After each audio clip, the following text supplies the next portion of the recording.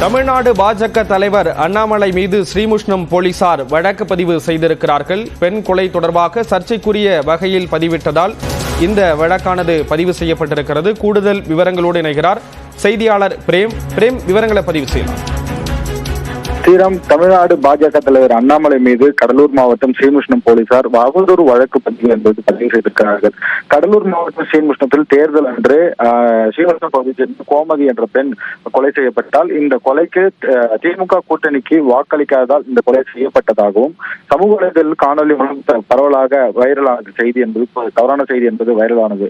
இதன் அடிப்படையில் விசாரணை மேற்கொண்ட ஸ்ரீமுஷ்ணம் போலீசார் ஏற்கனவே அதே ஊரை சேர்ந்த கலைமணி மற்றும் ஜெயக்குமார் கோமதி ஆகியோருக்கும் கோவில் பிரச்சனையில் ஒரு முன்னுரிதம் இருந்துள்ளது. அந்த முன்னுரிதம் காரணமாகவே ஏற்கனவே ஒரு வழக்கு நிலுவையில் இருக்கக்கூடிய நிலையில் கலைமணி அந்த வழக்கை வாபஸ் பெற கோரி இருவரும் வாக்குவாதத்தில் ஈடுபட்டதாக கூறப்படுகிறது. இந்த நிலையில் வாக்குவாதம் முற்றிலும் கடுமையான மோதல் என்பது ஏற்பட்டது. இந்த மோதலில் கோமதி என்ற பெண் உள்காயம் ஏற்பட்டு சம்பவ இடத்திலேயே பலியாகியிருக்கிறார். அதனை தொடர்ந்து ஸ்ரீமுஷ்ணம் போலீசார் வழக்கு பதிவு செய்து அன்றைய தினமே 11 பேர் மீது வழக்கு பதிவு செய்து அன்றைய தினமே 5 பேர் மீது கைது நடவடிக்கை ஈடுபட்டது. இந்நிலையில் இந்த திமுகவுக்கு வாக்களிக்காததால் அந்த பெண் பாஜகவுக்கு வாக்களித்ததால் காரணம் காட்டி தவறான செய்தியை சமூக வலைதளத்தில் பரவதாக கூறி வட இந்தியர் உட்பட பலர் இந்த தமிழ்நாட்டை சேர்ந்தவர்கள் இந்த வைரலான செய்தியை பரப்புவதாக தொடர்ச்சியாக குற்றச்சாட்டிய நிலையில் வட இந்தியர் உட்பட 3 பேர் மீது இன்று காலை கடலூர் மாவட்ட போலீசார் வழக்கு பதிவு செய்தனர். சைபர் கிரைம் போலீசார்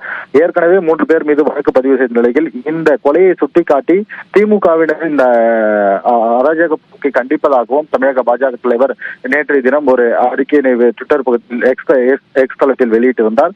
அதுவும் தவறான செய்தியை பரப்பியதாக தற்போது கடலூர் மாவட்ட போலீசார் ஸ்ரீமுஷ்ணம் போலீசார் அந்த பாஜக தலைவர் அண்ணாமலை மீது 3 பிரிவின் கீழ் வழக்கு பதிவு என்பது செய்யப்பட்டிருக்கிறது. 153 மற்றும் 504 மற்றும் 505 என்ற கூட சமூக வலைதளத்தில் அவதூறுகளை தவறான செய்திகளை பரப்புவதாக கூறி தற்போது 3 வழக்கை இன்று தமிழ்நாடு பாஜக தலைவர் அண்ணாமலை மீது வழக்கு பதிவு செய்திருக்கிறார்.